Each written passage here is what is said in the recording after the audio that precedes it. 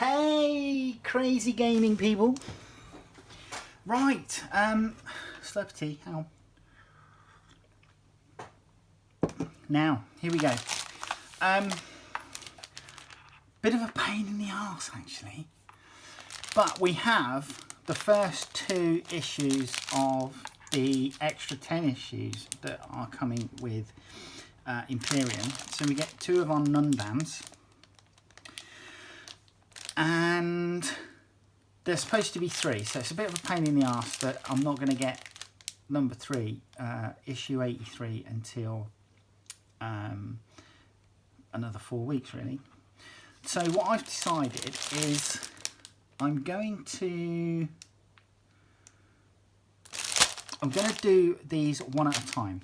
So I'm going to open this one, do the review, and then we'll build one of the Paragon Warsuits. And then what we'll do for 82 and then 83 is we will obviously look at the magazine, and then I will do a battle ready paint scheme, and then in 83 we'll take it up to more parade levels. So I think that's what we're going to get. Ta-da! So this is 81. There's our plastic. Let's put that to the side. Fly away. Right, campaign mission backpack. Let's have a quick squiz, shall we? Paragon Warsuits, Adeptus Sororitas Combat Walkers. Paragon Warsuits are piloted by elite battle sisters known as Celestians. Each suit is a treasured relic, armed with finely crafted weapons and capable of wreaking terrible devastation upon the foe. A trio of Paragon Warsuits is more than a match for even the deadliest foe. So they have grenade launchers, war blades, war maces, storm bolters, heavy bolters, heavy flamers, and multi-melters. So you're either going to do anti-infantry, anti-armor, or with the so anti-infantry with your heavy bolters and Ministorum heavy flamer, and then anti-armor with your multi-melter. Take your pick. It wouldn't surprise me if they're going to require you to build one of each in the instructions here. Then you get your battle record. Then we have another story, number 23, the Crystal Heart. And this is 1, 2, 3, 4 pages. Right, how to build Paragon Warsuit. Here we go. What do we got? So our first one, let me just check the sprue, because we have had in the past where they've fluffed it up and they've given us the wrong sprue with the wrong set of instructions. But this looks good. That looks good.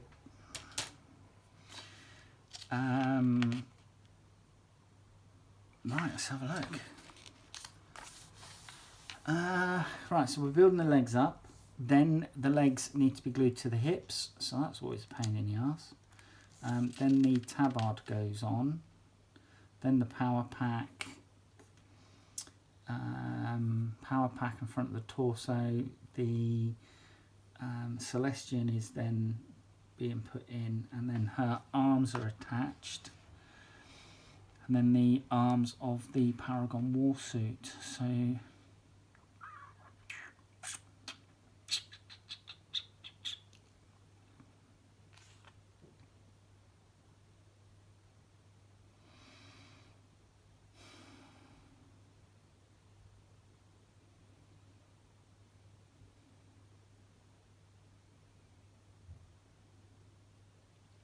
So I'm not entirely sure which is going to be better. I don't think I'm going to be able to magnetize these because of the way the cabling and the attached power supply or Prometheum supply or ammo supply is put onto the rear shoulder of the warsuit. So I think that would be a little bit complicated, a bit of a pain in the arse personally. But then we have our sword going in, and then obviously the torso is joined onto the legs. Cool. Okay. Then we've got a painting tutorial. So they're saying Abaddon black to begin with. Then we're coming in with lead belcher, Runelord brass, Mornfang brown, Khorne red, Mephiston red, Retribution armour, Korax white, Rakarth flesh, Nuln oil, Agrax earth shade, Reichland flesh shade, Cryptok armour shade gloss. There, don't like that colour. Ministratum grey, Stormhost silver, Pallid witch flesh, white scar, pink horror, Balor brown, Wild Rider red, Evil Sun scarlet. And yeah, it's a bit of yellow, a bit more black, and Reichland flesh shade. And there we go, there's our first Nundan. Paragon Warsuits. So it's a unit of 3.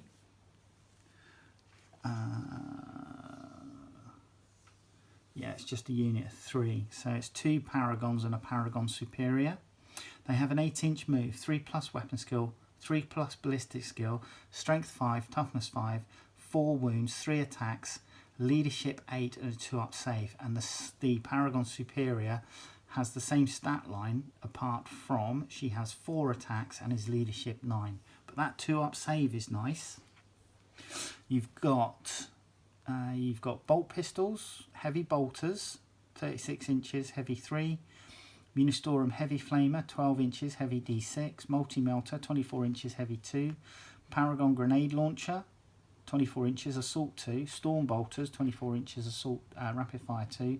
Paragon warblade, and the Paragon war mace. There's not,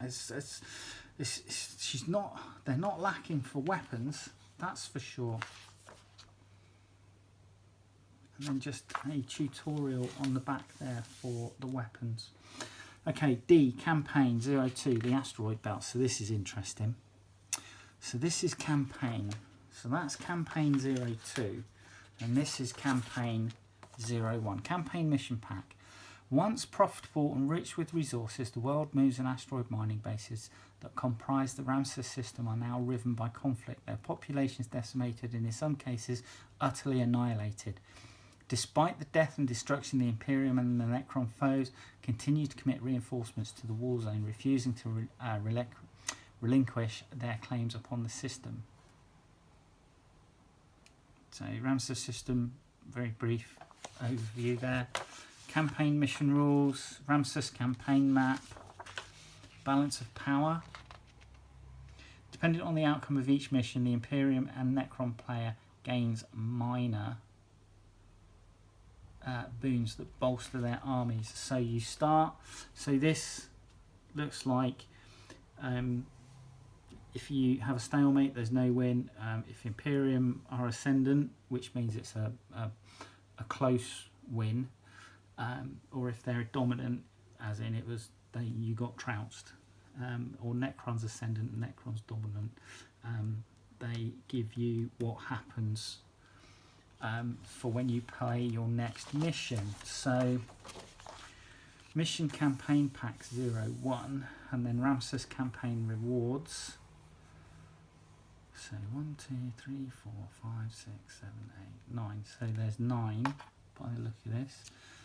Areas where battles are going to take place. We've got Asteroid Belt, Tragus, Electia, Sifos, Kajalma Skull, Megaria, Galinthia or Gliantha, Djala, and then a Void Battle.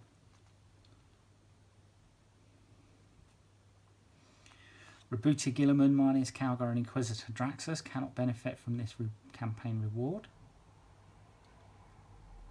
Orb of Sektet. This resurrection orb is infused with stellar energies that enhance the reanimation protocols of nearby Necrons. Okay. Sword of St. Martius. Rescued from the despoiled tomb of the martyred saint, this relic power sword possesses a holy radiance. Siphosian shroud, crafted by some of the Adeptus Mechanicus' greatest artisans. This form-fitting power weave is constructed from lightweight yet resilient alloys. Imperium character model only. Each time the bearer would lose a wound, roll a d6 on a 5+. That wound is not lost. Interesting. So, Asteroid Belt looks like it's our first proper mission. Located at the outer edge of the Ramses system is a vast asteroid belt. These drifting rocks contain an abundance of rare ores and other elements that provide valuable resources for the Adeptus Mechanicus. Even the Necrons require raw material to construct their defences. Now the Imperial mining facility has come under sustained Necron assault, forcing the Imperial task force to divert troops and drive the Necrons out. Scatter the enemy. The Necrons have diverted forces to key locations throughout the Ramses system, altering their strategy to draw Imperial forces away from their territories and buy time for their construction efforts to bear fruit. Striking at resource centres and supply routes will surely draw a response. And the Imperium defend the resource. The small Adeptus Mechanicus force tasked with defending Epsilon Stagnus 718 did so to the best of their ability, but were swiftly pushed back to the storage base. Imperial reinforcements must seize the landing bay before they can begin cleansing the rest of the mining facility. So we are playing with the battle maps from issue 38 and issue 58 on the pale grey side. Opposite corner deployment zones. Two small strike forces confront one another in the landing bay of the asteroid mining facility. The landing pad is key to the outcome of this battle, and it's a 50 power mission. And here's information on how to use you've got a campaign marker here, and just how to use it, etc. And there you go. Looking forward to our next Paragon Warsuit. They're a bit sexy. Come down, let's have a look at some plastic. Here goes. Right, so this is our first Paragon Warsuit. Looks like we get a 50mm base. And do you know what? I like these. So these are a 2021 sculpt. Loving the sword. The sword's really nice. Loving the fleur-de-lis kind of styled handle.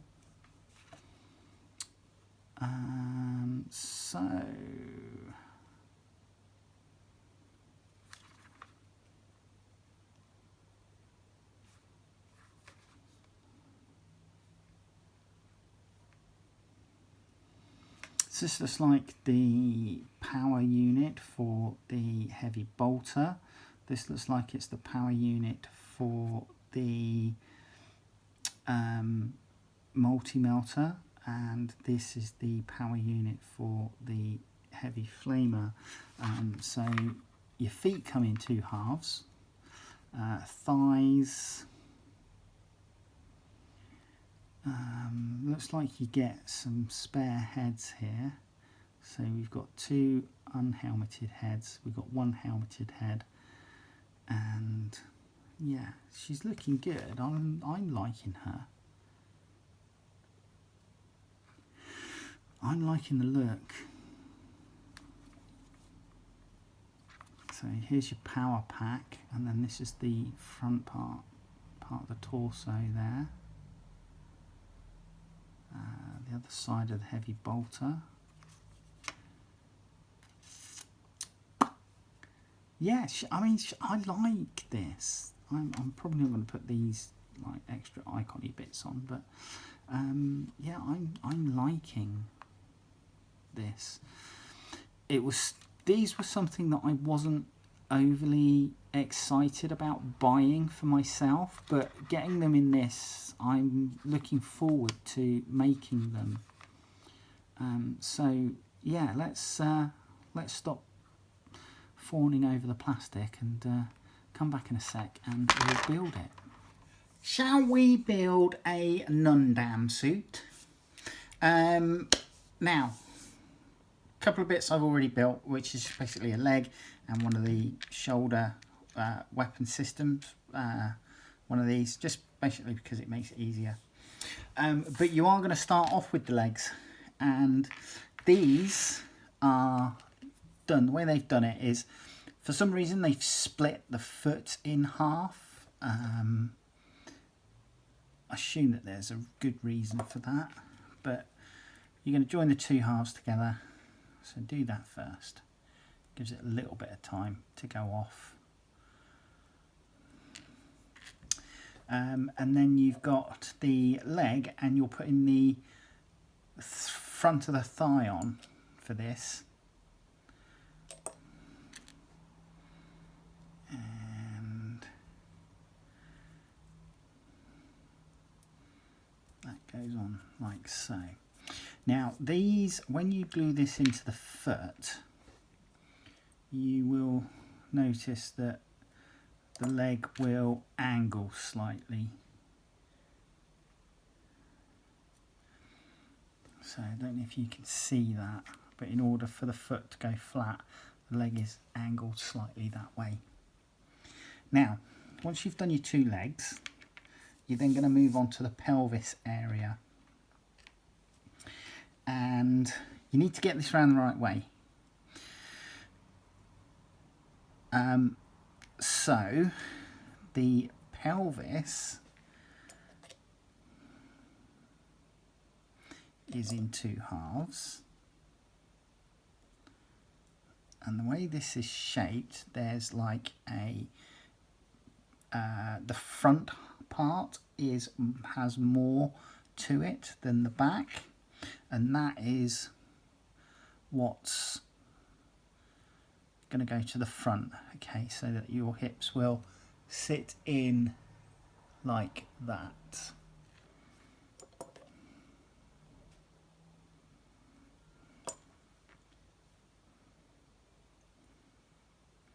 So there's one, and then the other one will marry up. And I find that the easiest way to do this is to put the glue into the socket on the leg, and then put that to the hips like so. Now you then have a plate, an armour plate, which goes onto the armour, and it's, I don't know if you'll be able to see, but on the inside it's moulded. You've got a tab at the top, and this goes above this line here on the leg armour. So you've got all this trim, the tab on the top of that armour plate goes above this top bit of trim. Okay, so again, easiest way to do this, bit of glue in the corner, and then that will slide into place. Now we're then going to put on a holster, and the way this is shaped,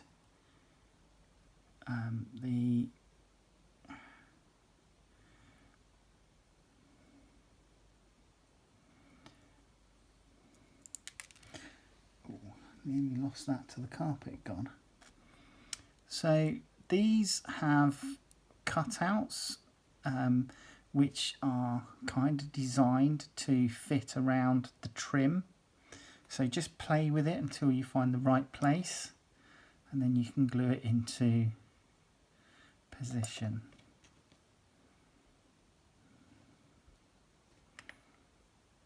Like so. And then you've got a small pair of ammo pouches that go on the opposite leg plate.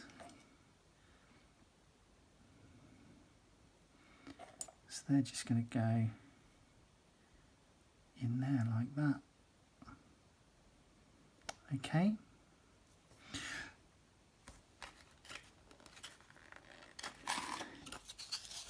The instructions then say glue to the base.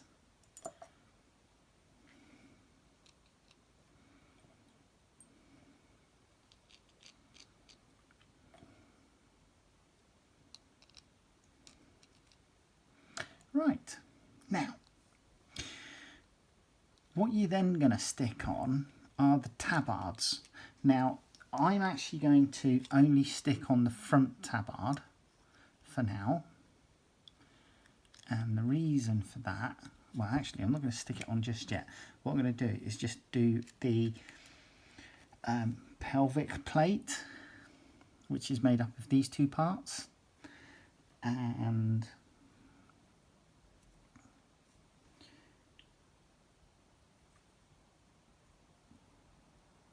if I get this right, that piece goes into that piece like so, and then marries up. So you've got these two things at the back, that marries up, and that's the way that goes.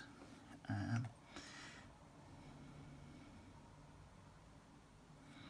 then the two almost like piston canisters go at the back, and then I can come in and put the front tabard on. Now the reason I'm doing it, only putting the front tabard on, is because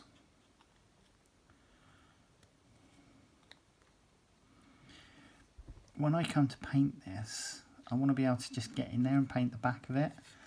And the back tabard just literally goes in underneath like that. So that's really easy to glue into place with a bit of super glue once you've painted it. So that's what I'm going to do.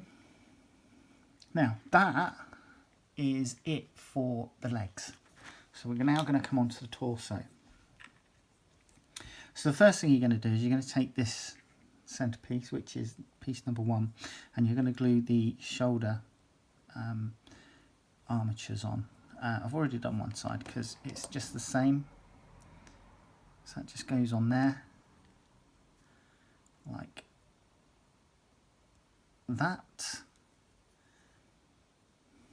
Okay, and then flip it over and you've got a recess here. And what you're going to do is, first thing you're going to do is you've got a cylinder. You're going to make it up out of 2 pieces, which will go into position. And this should only go one way round, in theory.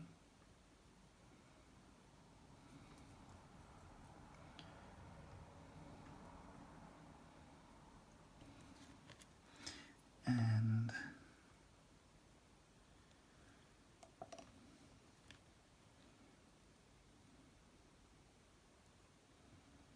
do that, and this piece that goes on top has a fleur-de-lis on it, so make sure you get it up the right way. Okay, so that's that bit. Then you actually have a decoration going in there. I'm not using that, so I'm not going to glue that into position, but we have the front of the armour.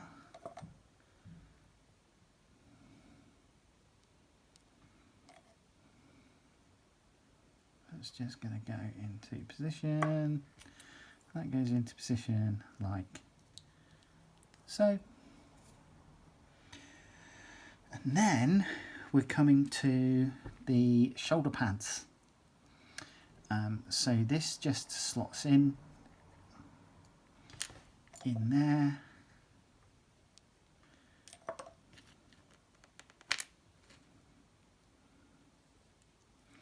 Like that.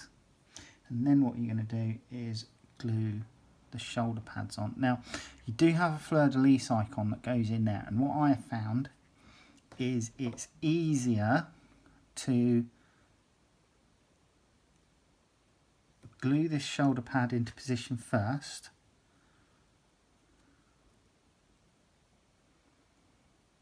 okay. I'm just going to make sure that's in position properly. Bugger, come on. Right, so it's easier to get it into position first, and then drop the fleur-de-lis in just hold it in and then just put your glue, as long as you're using some sort of thin cement, and then that's glued into position. And this shoulder pad, you don't have to worry about that. Another way you can do it is just push the shoulder pads together and then come at them from the underside and let the glue work by capillary action. Just make sure that they're straightened up like so.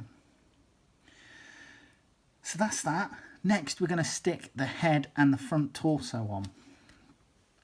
So I've gone with a helmeted head because that's what I prefer.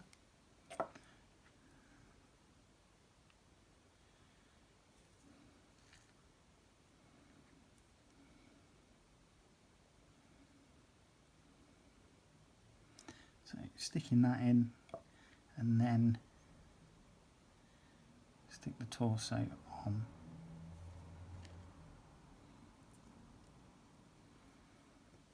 Like that. That's predominantly your thing. Now, I've gone for the rocket launchers on the shoulders, and these are two parts. So you've got a small piece, which you're then going to put the front of this small rocket launcher on too. Oops, come on.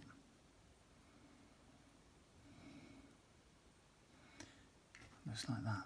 And then this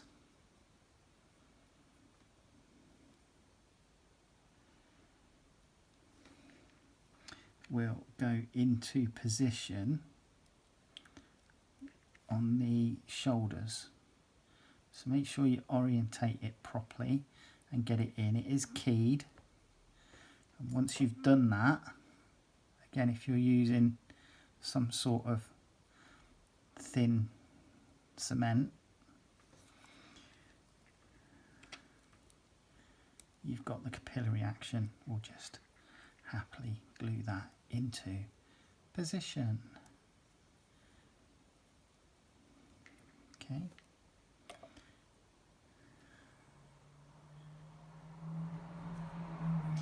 And there you go. So rocket launchers in place like that. So our Nundam is currently starting to look a bit like this. Okay, two main parts. Now we are going to come to the arms, and with this particular arm we have a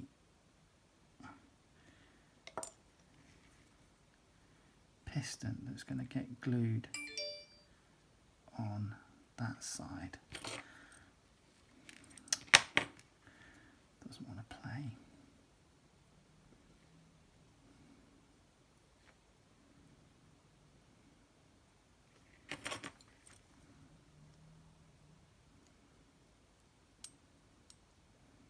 That's it. So that's in position. Then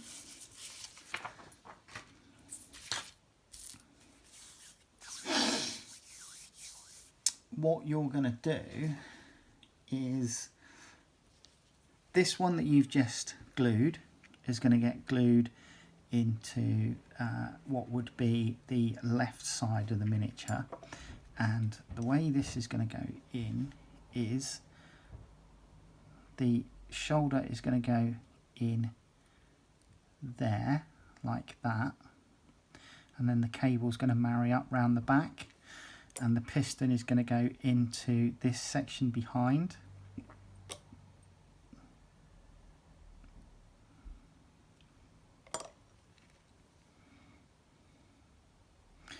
And be sure to angle it in the same way. And then you have the opposite arm, which is already pre-made in full, and that's just going to go in exactly the same way. So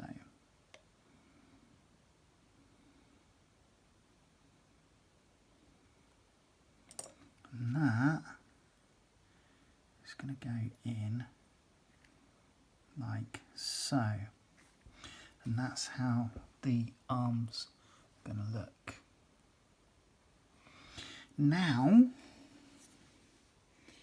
we are going to come to the weapons. Now I have decided to go for the multi-melter. I've put the multi-melter on my other one.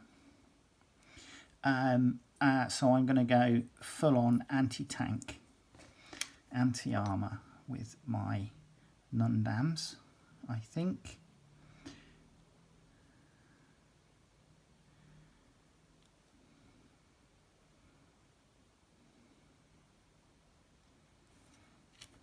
So first bit glues in there, like so. Okay, and then the arm,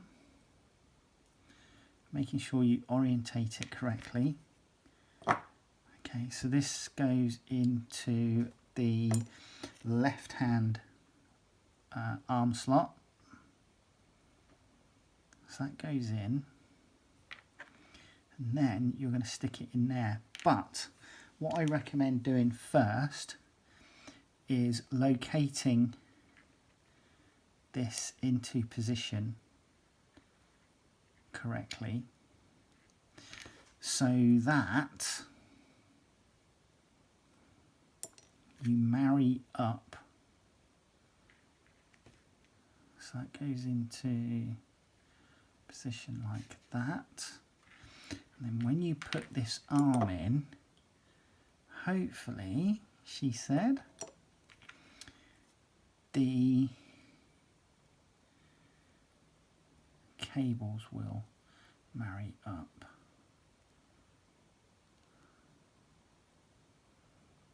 Like so. And what I'm going to do is just pop in some glue, do some final adjustments, and there you go, that's together. So there's your anti-tank, and then we've got the sword arm. So the sword arm, and I've gone with swords rather than the maces that they have. So literally you're gluing the sword into place like thus, and then you're gluing the arm into place.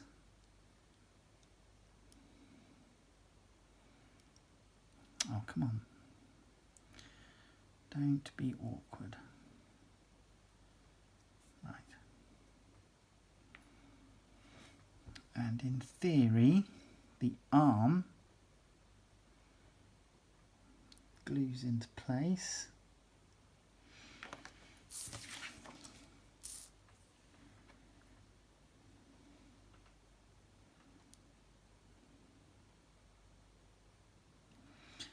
Okay, in that arm, but there is a cable, and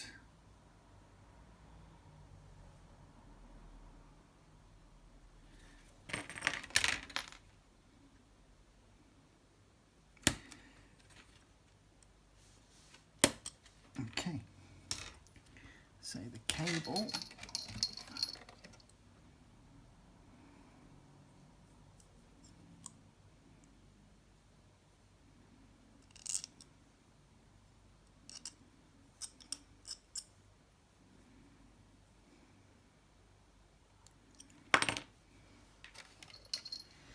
will marry up here,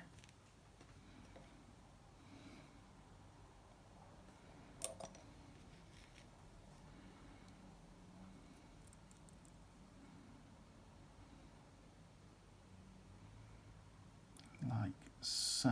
Come on.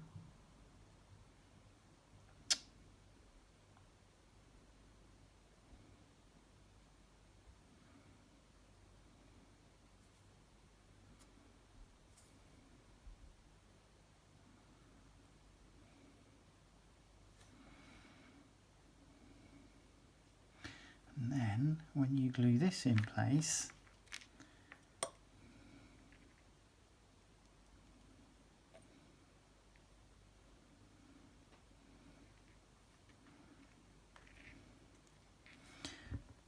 when you put the arm in and adjust it properly,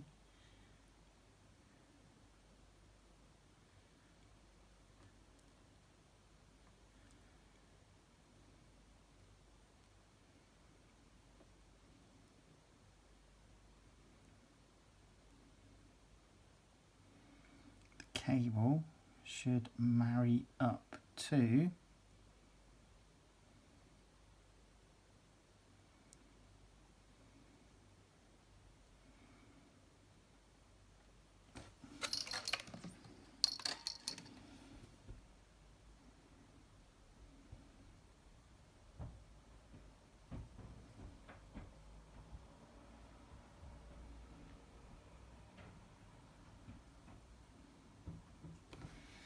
there's a block on one of the shoulder pieces, and that's where that marries up to. So that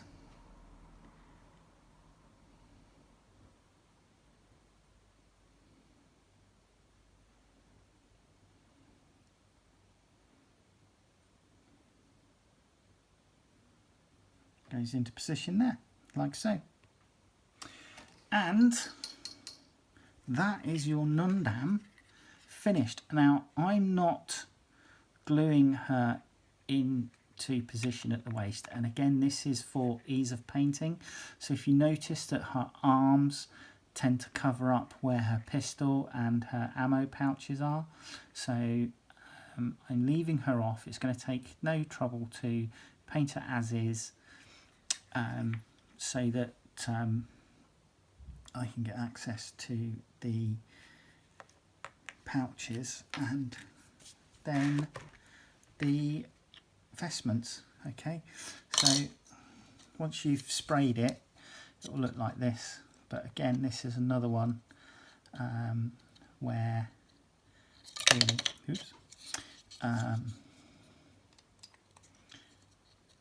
torso and the arms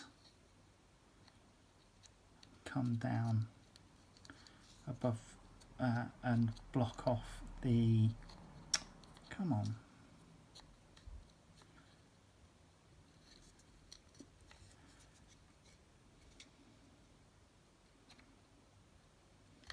there you go, and block off where the holster and the pouches are. So that's her, the one that I built previously, and I've given it a spray. And then obviously the one we've just built. Right, see you in the next video. Take care, bye bye.